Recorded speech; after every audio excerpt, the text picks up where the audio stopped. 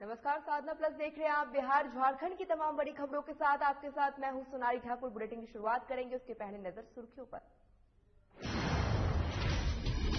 बिहार में इथेनॉल उत्पादन प्रोत्साहन नीति 2021 की शुरुआत। मंत्री शाहनवाज हुसैन ने कई उद्योगपतियों से मिला सहयोग। साधना ग्रुप के चेयरमैन राकेश गुप्ता ने बिहार के निवेश को किया आश्वासन।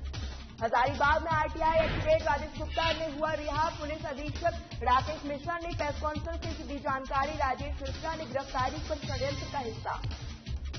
लातेहार में जेजेएसपी में 4 उग्रवादी हुए गिरफ्तार। उग्रवादी के पास से बरामद हुआ अवैध हथियार। पुल निर्माण कार्य में लगे मुंशी की हत्या में थे शामिल। और रोहतास में जंगली फल खाने से 44 बच्चे हुए बीमार। अभिभावकों ने स्कूल प्रशासन को ठहराया जिम्मेदार। बच्चों का निजी अस्पताल में चल रहा इलाज।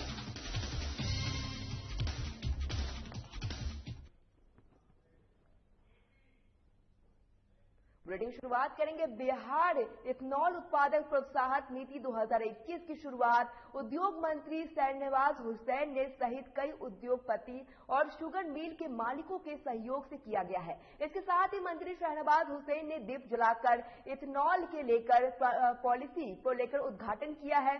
वहीं इस नीति के तहत बिहार में मक्का, ईख और चावल के सभी इथेनॉल बन सकेंगे। साधना ग्रुप के चेयरमैन के द्वारा इसको लेकर की गई है। और वहीं आपको बता दें कि बिहार में इथेनॉल उत्पादन प्रोत्साहन नीति 2021 की शुरुआत उद्योग मंत्री शाहनवाज हुसैन सहित कई उद्योग और शुगर मिल के मालिक के सहयोग से किया गया है। इसके साथ ही मंत्री शाहनवाज हुसैन ने दीप प्रज्वलित कर इथेनॉल पॉलिसी का उद्घाटन किया है। इस नीति के तहत बिहार में मक्का, ईख और चावल से इथेनॉल बन सकेगा। साधना ग्रुप के चेयरमैन राकेश गुप्ता सहित 4 उद्यमी ने बिहार में निवेश कराने का आश्वासन दिया। बिहार में एक इथेनॉल का उत्पादन होगा, इससे बिहार में काफी फायदा मिलेगा। आप तस्वीरों में देख सकते हैं किस तरीके से शाहनवाज हुसैन ने दीप प्रज्वलित कर इस कार्यक्रम की शुरुआत की है। आपको बता दें, साधना ग्रुप के चेयरमैन राकेश गुप्ता सहित 4 उद्यमी ने बिहार में निवेश करने से आश्वासन दिया। बिहार में अब इथेनॉल का उत्पादन होगा और इससे बिहार को काफी फायदा मिलेगा।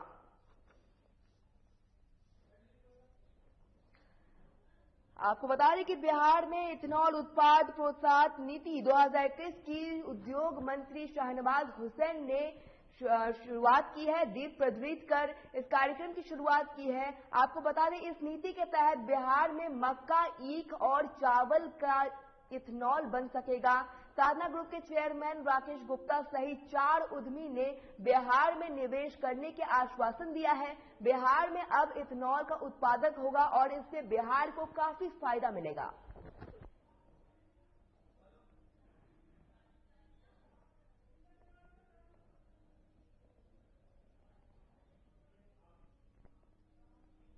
आप तस्वीरों में देख सकते हैं किस तरीके से बिहार में इथेनॉल उत्पादन प्रोत्साहन नीति 2021 की शुरुआत हुई है। और इस दौरान मंत्री शाहनवाज हुसैन सहित कई उद्योगपति और शुगर मिल के मालिकों के सहयोग से किया गया है।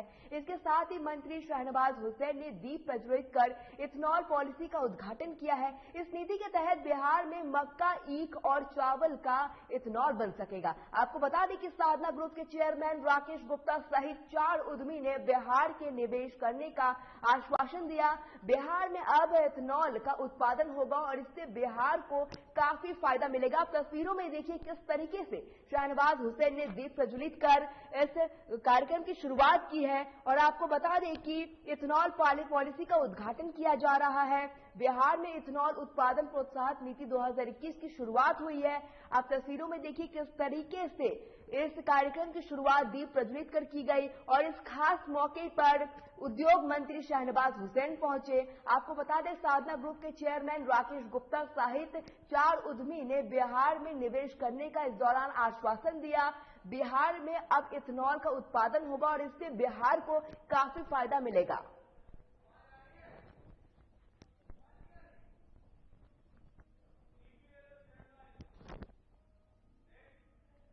बिहार के पहले मुख्यमंत्री कृष्ण सिंह को भारत रत्न दिए जाने की दिशा में आज एक उद्यम कदम उठाया गया है। बाबू के भारत रत्न दिलाने की नीति पर नीतीश सरकार केंद्र सरकार के पास प्रस्ताव भेजेगा। दरअसल बिहार में विधान परिषद में बाबू को भारत रत्न दिए जाने की जुड़ी सूचना बीजेपी एमएलसी सच्चिदानंद राय समेत कई अन्य सदस्यों की तरफ से दी गई है, जिसके बाद जवाब देते हुए सरकार ने ऐलान किया कि इस संबंध में केंद्र सरकार को राज्य सरकार की तरफ से प्रस्ताव भेजा जाएगा।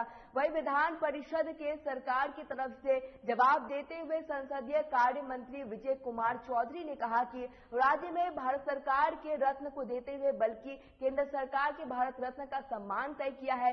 यह बात सबको पता है, लेकिन बावजूद इसके रत्न नहीं दिया जाएगा। इसके साथ ही राज्य सरकार ने अपनी तरफ से केंद्र को प्रस्ताव भेजेंगे।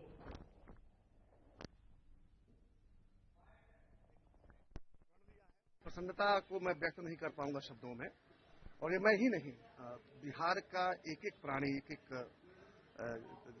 व्यक्ति जो है इससे सम्मानित महसूस करेगा। श्री बाबू बिहार के नए बिहार की बुनियाद हैं, और कुछ दिन पहले हमारे उद्योग मंत्री साहब ने आप लोगों से ही कहा था मुखातिब होकर कि श्री बाबू ने जो बिहार के विकास के लिए, उद्योग धंधों के विकास के जो कार्य किया, उनके जाने के बाद वो विकास गति धीमी पड़ गई थी, जिसको पुनः श्री बाबू के चरणों में कहक बंधन करते हुए उस विकास को दर को तेजी लाने का काम करेंगे। तो एक साथ ये दोनों काम होना।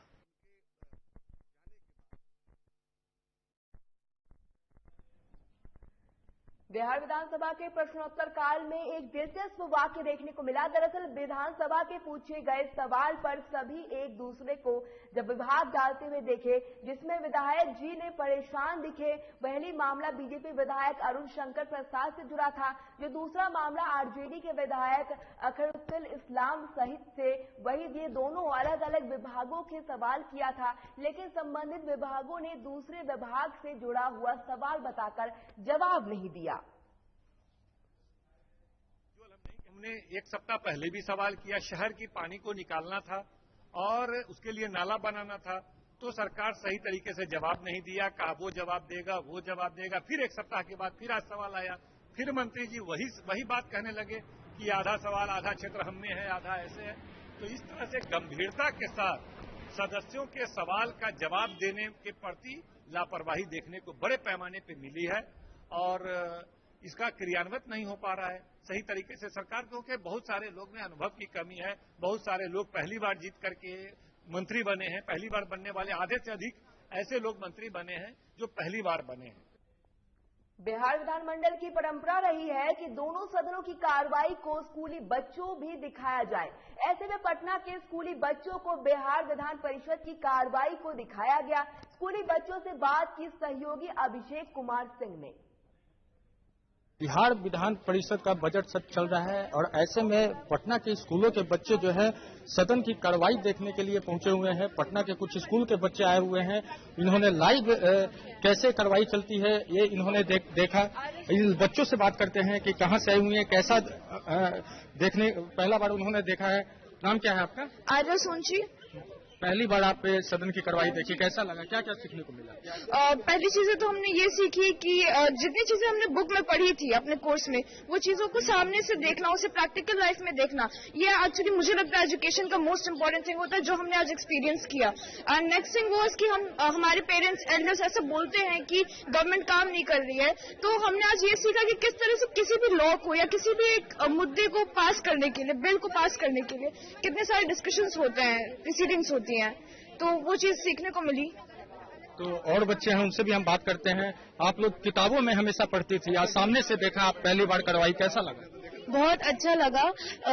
ये चीज हम सच में हमेशा सुनते हैं कि सरकार काम नहीं करती है, पर आज देखा तो हमने जाना कि एक मुद्दे के कितने सारे पहलू हो सकते हैं, उसको किस तरह से सामने रखा जा सकता है, क्या क्या चीजें जरूरी है हमारे देश के विकास के लिए।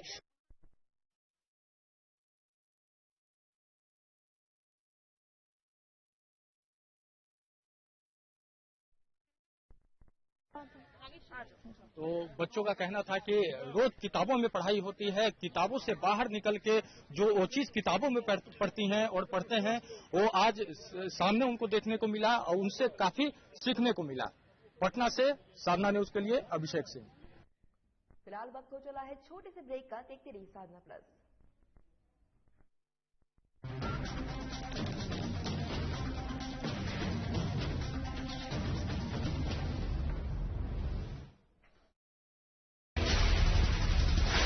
बिहार झारखंड के साथ देश दुनिया की हर बड़ी खबर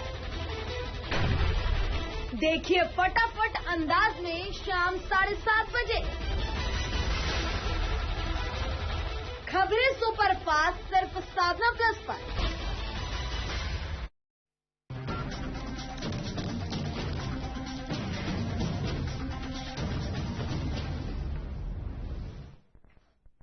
ब्रेक के बाद आपका एक बार फिर स्वागत है। रांची से इस वक्त की बड़ी खबर बताते हैं, जहां झारखंड विधानसभा का सत्र चल रहा है और इस दौरान आज सत्र का 14 दिन है और सदन में इस दौरान मास्क का मुद्दा उठा है। सीपी सिंह ने कहा कि मास्क नहीं लगाने वाले को सीएम सहित सभी नेताओं को दंड वसूलना पड़ चाहिए। वहीं सदन के बाहर आज लंबोदर महतो अनशन पर बैठे नजर आए। फिलहाल सदन की कार्यवाही 2 बजे तक के लिए स्थगित कर दी गई है। झारखंड विधानसभा बजट सत्र का आज 14वां दिन है और इस दौरान सदन में मास्क का मुद्दा उठा है, जहां सीपी सिंह ने कहा कि मास्क नहीं लगाने से सीएम सहित सभी नेताओं को दंड वसूलना पड़ेगा।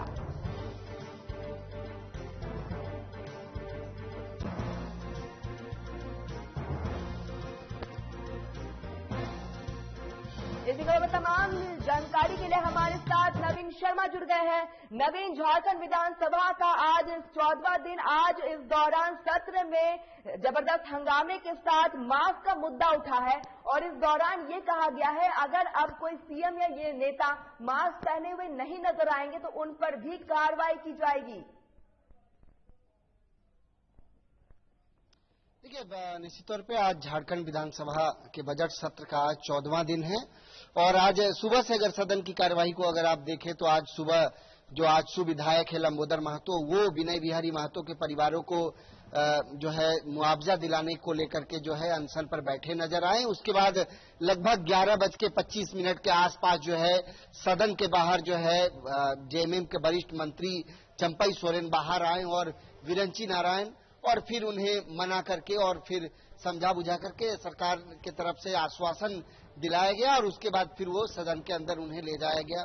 इसके बाद अगर सदन की कार्यवाही की बात करें तो आज जो है प्रश्नकाल के दौरान जो है तमाम विधायकों ने कई प्रश्न जो है वो सरकार से किए। इस दौरान सरकार के मंत्रियों ने उन तमाम प्रश्नों का जवाब भी दिया। शून्यकाल में जो है तमाम विधायकों ने तकरीबन दर्जन भर से ज्यादा जो है शून्यकाल में जो है सूचनाएं भी दी गई। तारांकित प्रश्न में जो है सत्ता पक्ष के विधायक और जो विपक्ष के विधायक है उनके तरफ से जो सवाल किया गया था उनके क्या कुछ जवाब मिले, उन जवाबों को भी पढ़ा गया।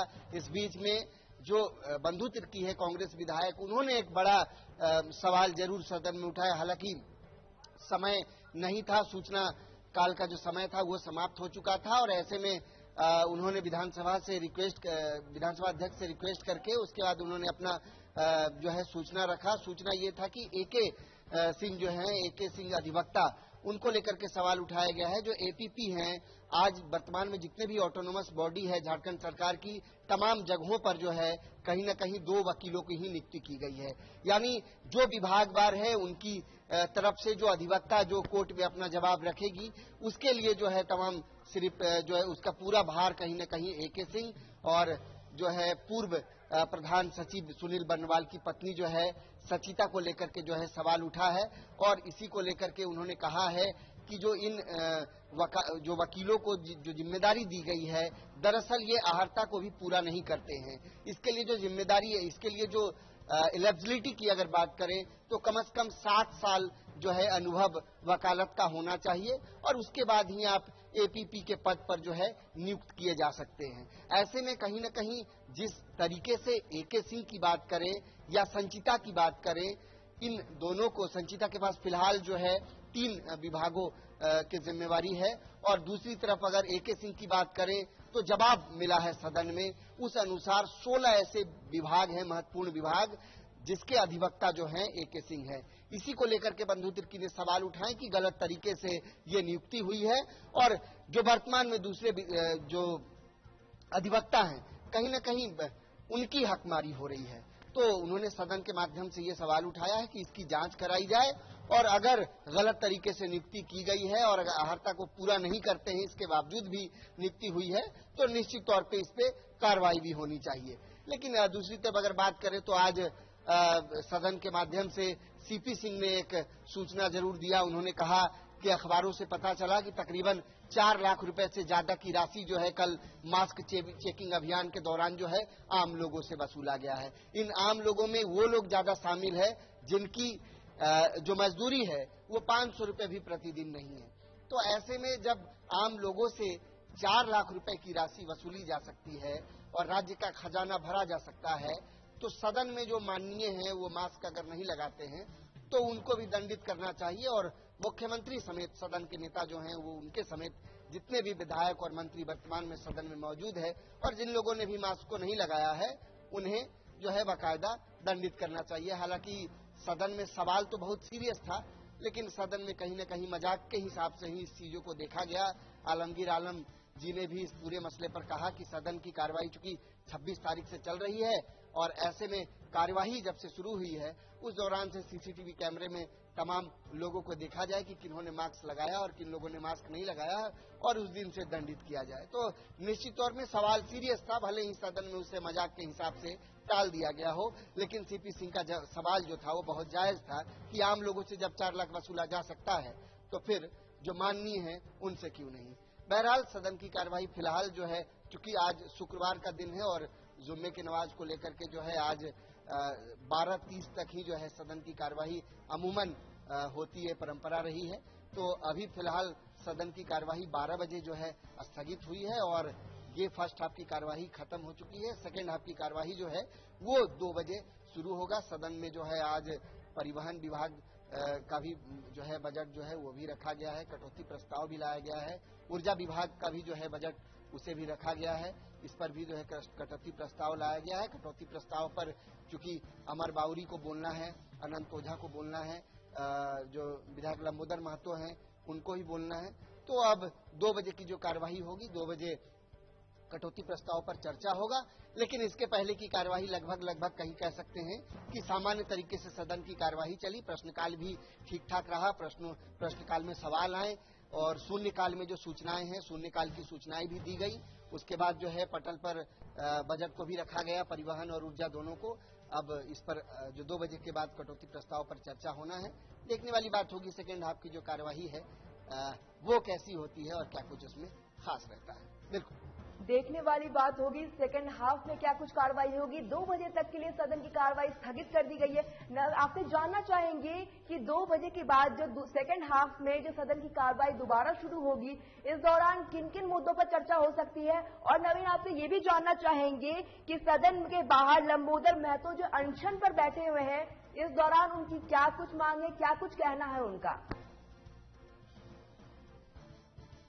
लंबोदर महतो फर्स्ट हाफ में सदन के बाहर बैठे हुए थे अनशन पर। उन्हें 11:25 के आसपास जो है उनका अनशन को जो है तुड़वा दिया गया। जो विपक्षी दल के जो मुख्य सचेतक है विरंची नारायण और जो वरिष्ठ कैबिनेट मंत्री हैं JMM के उनके द्वारा जो है उनको अनशन से हटाया गया। इस दौरान चंपाई सोरेन और विरंची नारायण बाहर आकर के उन्हें जो है सदन के अंदर ले गए। उन्हें आश्वासन दिया गया है जो विनय बिहारी महतो के जो परिजन हैं उनको जो उनकी जो भी मांगे हैं उनको लेकर के सरकार जो है तमाम चीजों को पूरा करेगी। वादे जो किए गए थे उन वादों को पूरा किया जाएगा। विनय बिहारी महतो के परिवारों को उचित मुआवजा भी दिया जाएगा। दूसरी तरफ आप जो बात कर रहे हैं सेकेंड हाफ, तो चूंकि आज दोनों विभागों का, चाहे वो कार्मिक विभाग की बात करें, ऊर्जा विभाग की बात करें और परिवहन विभाग की बात करें, इनका जो है इन तीनों विभागों को लेकर के जो है कटौती प्रस्ताव भी विपक्ष की तरफ से लाया गया है। सदन के पटल पर इसे रखा गया है आज और इस पर जो है चर्चा होना है वो सेकेंड हाफ में 2 बजे इस पर जो है अपना वक्तव्य अमर बाउरी रखेंगे। आपसे जानना चाहेंगे कि नवीन जो सदन की जो फर्स्ट हाफ की जो कार्रवाई थी, फर्स्ट हाफ में जिस दौरान चर्चा हुआ सदन का कैसा माहौल था? क्या सदन का माहौल शांतिपूर्वक था? सदन की कार्यवाही आम रही। मैं पहले ही आपको बता चुका था कि सदन की कार्यवाही जो है, पहले आपकी कार्यवाही को बुलाएं। प्रश्नकाल भी ठीक रहा। प्रश्नकाल में कई महत्वपूर्ण प्रश्न पूछे गए, सरकार ने जवाब भी दिया। स्वास्थ्य विभाग से लेकर के जल और ऊर्जा से लेकर तमाम विभागों को लेकर के प्रश्न था, तो विधायकों ने प्रश्न किया था, उन प्रश्नों का जवाब भी मिला। दूसरी तरफ जो है विपक्ष का भी अच्छा सहयोग सदन में देखने को मिला। शून्यकाल में भी कई सूचनाएं आई, वो भी बहुत सामान्य तरीके से उन सूचनाओं को पढ़ा गया। सदन में मास्क का भी मुद्दा उठा, लेकिन इस बीच में कोई बहुत विवाद या फिर विपक्ष की तरफ से कोई हो हंगामा नहीं। पिछले कुछ दिनों से अगर सदन की कार्यवाही को अगर आप देखें, कम से कम 6-7 दिनों की कार्यवाही को अगर आप देखें, पिछले 6-7 दिनों की, तो बहुत सामान्य तरीके से जो है सदन की कार्यवाही चल रही है और कहीं न कहीं विपक्ष का एक सहयोग सदन में देखने को मिल रहा है। और आपको याद होगा जब हंगामा बढ़ रहा था पिछले दिनों, सदन की कार्यवाही जब शुरू हुई, उसके बाद से विधानसभा अध्यक्ष की तरफ से जो है एक समिति बनाई गई, उसके बाद समन्वय स्थापित करने की कोशिश की गई और फिर उन समन्वय कहीं न कहीं वो ठीक ठाक रहा और उसकी तस्वीर सदन में हमें जरूर देखने को मिल रही है कि इतने दिनों से सदन की कार्यवाही कहीं न कहीं आम और सुचारू रूप से चल रही है। बिल्कुल नवीन, बजट झारखंड विधानसभा सत्र का आज 14वां दिन है और इस दौरान सदन में शांतिपूर्ण माहौल रहा और अब 2 बजे तक के लिए सदन को स्थगित कर दी गई है। नवीन, तमाम जानकारी देने के लिए आपका बहुत बहुत धन्यवाद।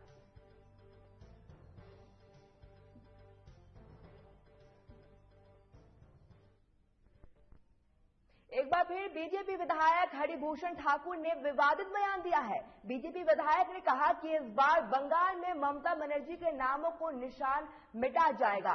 इसी को लेकर उन्होंने कहा कि बंगाल जाकर सुपनिकाह को लेकर उनका नाक काट देना है।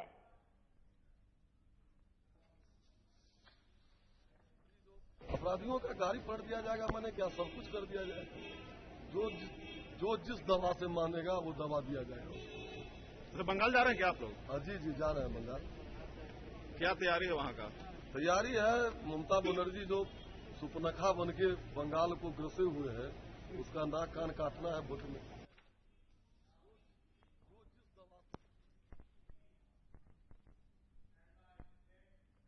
रोहतास जिले के मध्य विद्यालय बालिका में पहली छठी कक्षा में 44 विद्यार्थियों जरा दूषित जंगल फल खाने से बीमार हो गए हैं। आपको बता दें कि विद्यालय में 4 दीवारी से सटे पेड़ पर फल खाने से बच्चों की तबीयत खराब हो गई है और उनका इलाज अभी एक निजी अस्पताल में चल रहा है और सभी की स्थिति सामान्य बताई जा रही है। वहीं छात्रों की अभिभावकों ने बताया कि स्कूल से घर आने के बाद बच्चे उल्टी, दस्त और दर्शित हो गए थे, जिसे तुरंत उन्हें अस्पताल ले जाया गया। साथ ही अभिभावकों ने स्कूल प्रशासन को जिम्मेदारी ठहराते हुए बताया कि उन्होंने कहा कि बच्चों की जिंदगी के साथ खिलवाड़ किया जा रहा है। वहीं डॉक्टर अशोक सिंह ने बताया कि सभी का इलाज किया जा रहा है, सभी खतरे से बाहर है।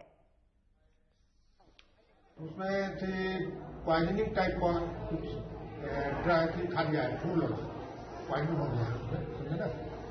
अभी बच्चों की क्या स्थिति है? स्थिति ठीक है, करीब सब लोग ठीक हो जाएगा। उसमें पॉइजनिंग टाइप का कुछ ड्राई खा लिया है, फूल पॉइजन हो गया है, समझे ना। अभी बच्चों की क्या स्थिति है? स्थिति ठीक है, करीब सब लोग ठीक हो जाएगा।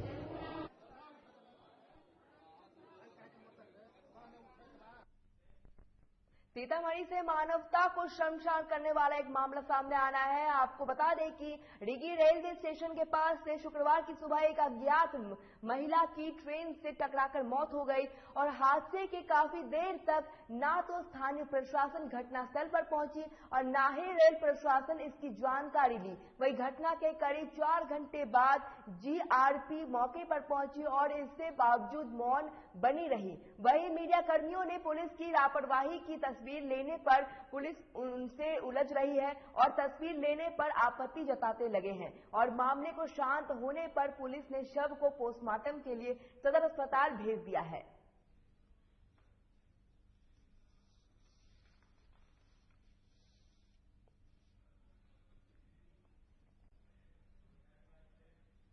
रोहतास जिले के कोचन नगर पंचायत में पार्किंग जोन के लिए जमीन खाली करने के लेकर प्रशासन द्वारा अतिक्रमण हटाया गया। इसके चलते आड़ा मोहनिया रोड पर, सासाराम चौसा रोड पर किनारे लगे ठेले और फुटपाथी दुकानों पर बुलडोजर चलाकर अतिक्रमण हटाया गया। वहीं इस दौरान प्रशासन को फुटपाथ दुकानदारों का विरोध भी झेलना पड़ा। विरोध को देखते हुए प्रशासन ने जिले के स्पेशल फोर्स की व्यवस्था की थी। साथ ही कार्यपालक पदाधिकारी मनोज कुमार के निर्देशानुसार जेबीसी के सहारे कई दुकानों को ध्वस्त भी किया गया। वहीं मौके पर कार्यपालक पदाधिकारी के साथ बड़ी संख्या में पुलिस फोर्स मौजूद रही। वहीं स्थानीय नेता खेहर प्रसाद ने कोचर नगर पंचायत के ईओ मनीष कुमार पर दौरंद नीति अपनाने का आरोप लगाया है।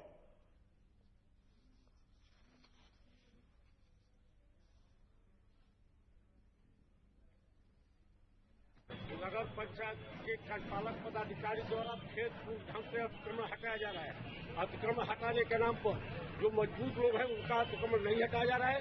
मात्र जो रोजी रोटी चलाते हैं ठेला गुमटी पर, उनको उजाड़ करके इसकी खाना पूर्ति की जा रही है। यहाँ है कि टॉर्चर करने के लिए, भय दिखाने के लिए अर्थ मूवर के सहारे पहले तो सफाई के नाम अर्थ मूवर से बनी हुई पीडब्ल्यू की सारी नालियों को ध्वस्त कर दिया, समूचा स्लैब तोड़वा दिया और नतीजा है कि उसको लूटने का पीडब्ल्यूडी की बनी हुई नाली को भी तोड़वा दिया।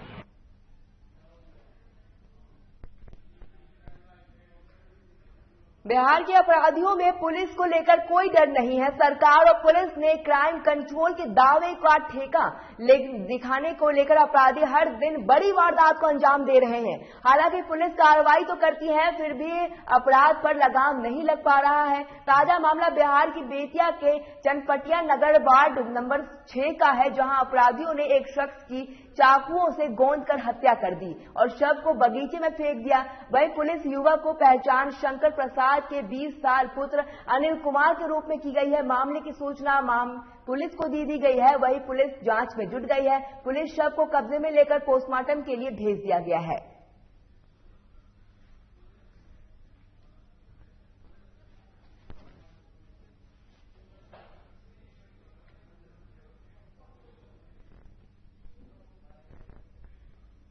हम लोग का 12:30 अभी तो सुबह पता चला ये सबके बारे में, लेकिन हम लोग को 1 बजे हम लोग उठे ना, माँ मेरे उठी तो गई देखने के लिए कि अभी तक नहीं आया है। हम बोले कि कोई लेके गया, फिर बुलाकर इसको तो हमने सोचा कि ऐसा थोड़ी बात है कि कोई लेके जाएगा तो पता तो चल जाएगा।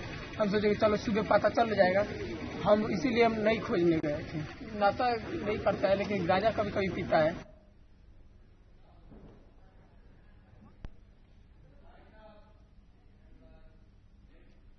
फिलहाल इस बुलेटिन में इतना ही। देखती रहिए साधना प्लस। नमस्कार।